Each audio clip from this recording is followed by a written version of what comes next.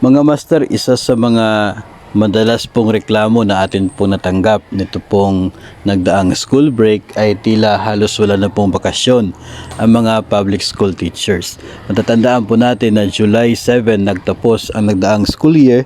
Pagkatapos po niyan, the following week ay nagsagawa pa ng end of school year rites, no? Yung graduation at sa moving up ng iba't ibang mga mag-aaral the following week after ng end ng school year. Pagkatapos, para nagkaroon lamang ng isang linggong pahinga at nagsimula na agad yung NLC. So talaga pong pagod yung mga guro. Kaya ang pangako po ng Department of Education sa ngayon po na school year ay guaranteed na magkakaroon ng isang buwan na straight po yun, walang activities ang mga teachers pagkatapos po ng school year 2023 hanggang sa 2024. Narito po yung isa pong pahayag ni Vice President and Secretary Inday Sara Duterte na nakunan po ng video, no? Credits po kay Ma'am Angel, no? Ilalagay ko po yung link sa TikTok account ni Ma'am Angel para pwede po ninyo ma-check, no, yung mga iba pang videos niya tungkol po dito sa updates ng Department of Education.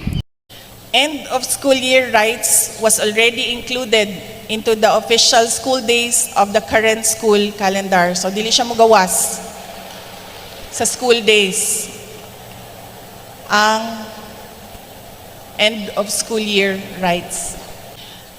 We made sure that in this year's school calendar, teachers will have 30 straight days of rest during the break.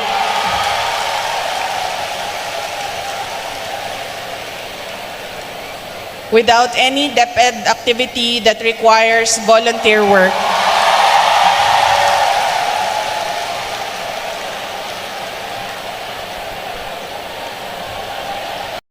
At yun na nga mga master, no, pahayag mula kang Vice President and DepEd Secretary Inday Sara Duterte. Pero of course hindi po tayo agad-agad na maniniwala, no, na wala namang black and white na nakasulat.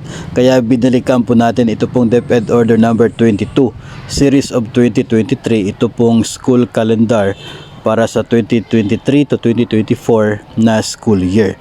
At dito nga mga master ay talaga nga pong paloob sa DepEd order na ito yung mga nabanggit ni DepEd Secretary Duterte, yung patungkol sa isang buwan na walang activities sa DepEd, no? Ang end of school year ng kasalukuyan pong school year ay magsisimula po yung rights from June 10, tapos June 11, tapos 13 to 14.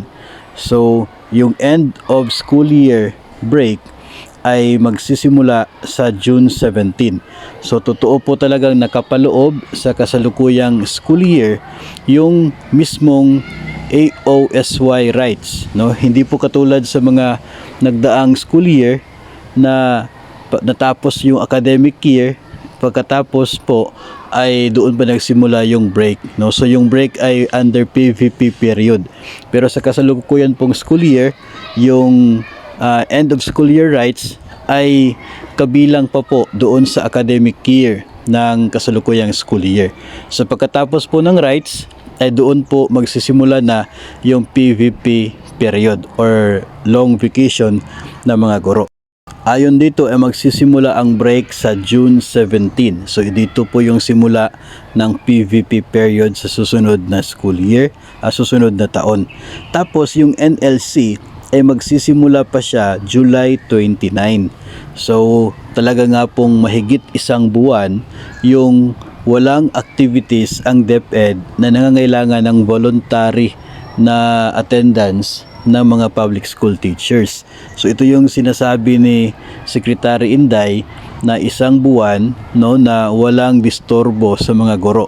Walang NLC, walang brigada, walang early enrollment, wala po, no, walang trabaho, no, talagang bakasyon for the public school teachers. Starting po yung break June 17, 2024 until July 28 kasi sa July 29 yung start ng NLC. So ito nga po yung patunay doon sa mga sinasabi ni Secretary Inday, no, laman po ito ng DepEd Order number 22 Series of 2023. Pwede po ninyo ma-download ang DepEd Order na ito para ma-verify din po ninyo, no, yung mga nabanggit natin sa ating episode na ito. So para po sa iba pang mga updates ay huwag kalimutang mag-subscribe sa ating YouTube channel at i-follow ang ating Facebook page.